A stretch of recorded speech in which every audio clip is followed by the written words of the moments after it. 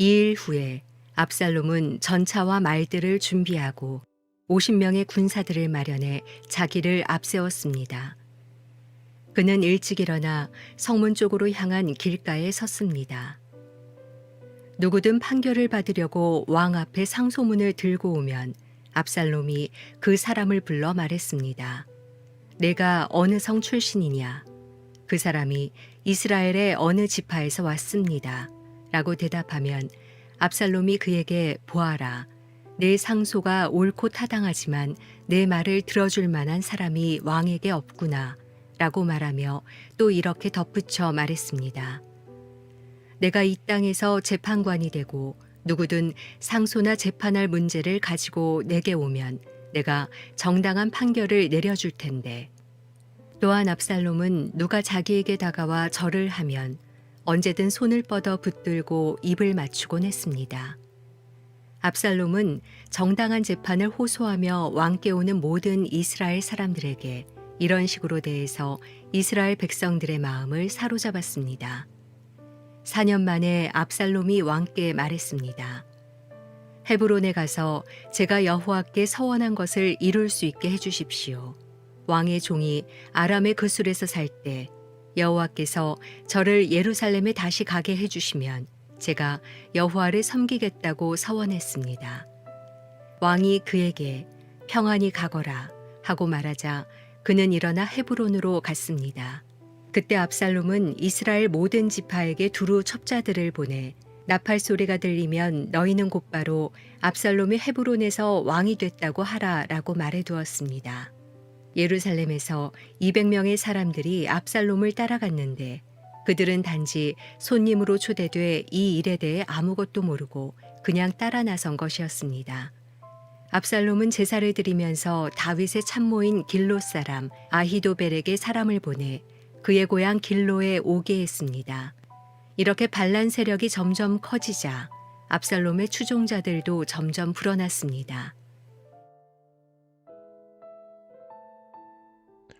하루를 여는 이 아침에 하나님 말씀 묵상하고 함께 기도하는 시간 갖기 원합니다.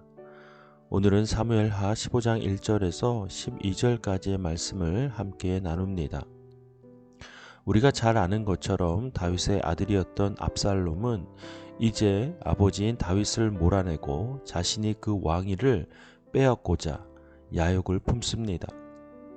그 일을 위하여 오늘 압살롬은 가장 먼저 백성들의 마음을 훔치는, 즉 백성들에게 환심을 사는 일에 앞장서서 행동합니다. 그것 중에 가장 큰 실천의 모습은 무엇입니까? 오늘 본문을 보면 자신이 갖고 있는 힘에 대한 과시입니다.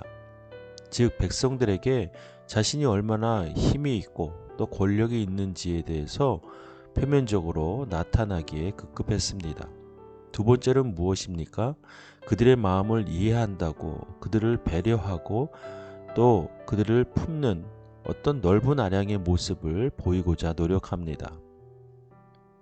이 일들을 통해서 압살롬은 백성들의 마음을 빼앗고 또 환심을 사서 자신이 갖고 있었던 왕위 찬탈의 그 야욕을 실천하는 그런 첫 발걸음을 뗍니다. 우리가 이 모습을 보면서 무엇을 깨닫고 또 무엇을 삶에 적용해야 할까요?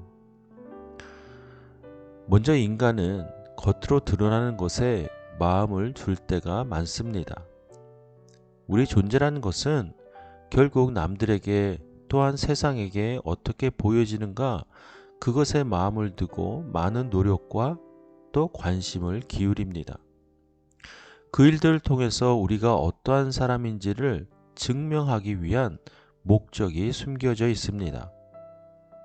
압살롬은 사실 다윗의 아들로서 자연스럽게 다윗의 왕위를 물려받을 수 있는 아주 좋은 위치에 있었음에도 불구하고 아버지의 관계 속에서 이제 자신이 왕위를 받지 못할 것이라는 두려움 때문인지는 모르겠으나 압살롬은 정말 세속적이고 인간적인 방법으로 그 왕위를 빼앗으려고 하는 것입니다. 우리도 살아가면서 이러한 우리의 죄에 습성된 모습이 있습니다. 누가 나를 어떻게 보는지에 대해서 많은 관심과 또 마음을 둘 때 우리는 좋은 결과를 얻기보다 오히려 낙심하고 좌절할 때가 더 많습니다. 그리스도인의 삶의 태도는 세상이 나를 어떻게 보는가 그것보다도 하나님께서 나를 어떻게 보시는가 그것에 초점을 두고 살아가야만 합니다. 그 이후에 가장 첫 번째는 세상의 시선은 유한합니다. 즉, 그 끝이 있습니다. 그러나 우리의 삶을 주목하시는 하나님께서는 영원하십니다. 우리가 무엇을 더 마음을 두고 또 노력해야 합니까? 우리 삶에 하나님의 뜻을 이루어드리는 그런 삶을 살아갈 때 하나님께서는 그런 삶을 더 주목하시고 축복하십니다. 세상의 시선과 세상의 인정에 마음을 두는 사람은 결국 그것에 매여 살아갈 수밖에 없습니다. 그럴 때마다 우리는 좌절과 절망이 따라올 뿐입니다. 사랑하는 여러분, 우리의 삶의 목적을 분명히 세우십시오.